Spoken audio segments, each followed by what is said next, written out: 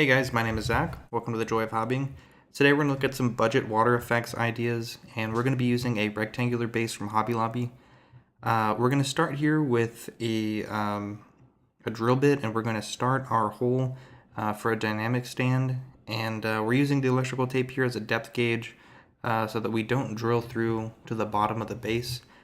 Once we have this first hole drilled, we're going to then go in with the second drill bit, which is going to be our final width. And again, making sure not to drill out to the bottom of the base. Once we have that installed, we're going to test fit our dynamic stand, as well as be sure that the figure can balance properly on the base with the way we have it set up. And fortunately, I tested it off camera, but it does work perfectly fine, and it looks really great on that base. This is for my Iron Man Mark 42. And I decided to do a water effect base, like I mentioned. And the reason why is there's just several scenes where the Mark 42 is in water when he escapes the attack on Stark Tower, and then when he saves the people in Air Force One. So that's why I wanted to do this idea. We're going to start with Rust-Oleum Navy Blue, and this is a gloss paint. And we're going to give this 2 thick coats of blue. If this was a model kit, I would probably be significantly more careful with this, but since this is just a wooden base and this is just the base color that's gonna have stuff applied on top of it, I'm being a little reckless with this application. Again, I'm just focusing on good coverage and no bubbles, and you can see it dried fine. We're then gonna go in with a low temperature glue gun, and there's not a reason why I chose low temperature. It's just what I had around the house.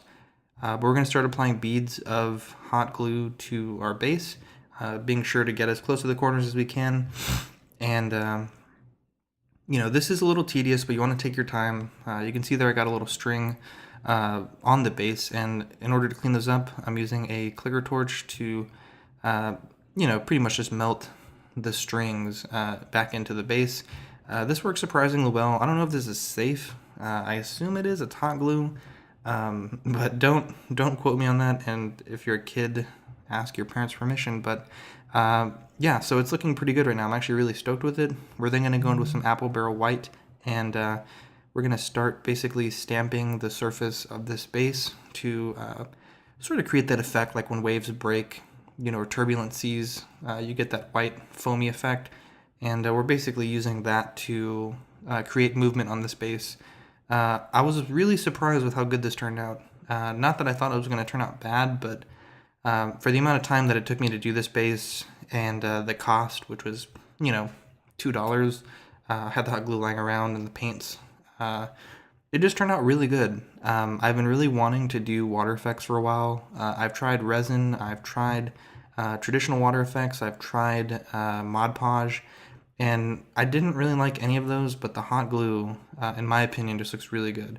I've also tried silicone, and that just didn't really work for me. I don't know if I got the wrong kind, but this looks really good, and when the figure's mounted, you'll see it just really sells the effect that I was going for. I'm cleaning up one more spot here that I missed on the earlier cleanup, and sort of resculpting it to fit with what I've done, and then touching back up the white. Now, once you're done with this, you could definitely stop here with the paint application, but I wanted to go in with apple barrel black to cover the rim of the base. I really like my bases to be rimmed in black. Total personal preference. If you're someone that wanted to keep it blue, you could definitely stop here, but I like it in black. Pretty much all the Hot Toys dioramas, regardless of what's on the surface, they cover them in black, and I think it just looks really clean. And then lastly, we're going to go in with some gloss clear coat to coat the water to give it a little bit of a shine. And then we're going to tone down the black with a matte coat. And here's the Iron Man on the base. Mark 42 is my favorite armor. And with this diorama, it just looks badass. I've used this style of wooden base with the dynamic stands for Iron Man in the past with really no issues. And here's just one final pick in closing.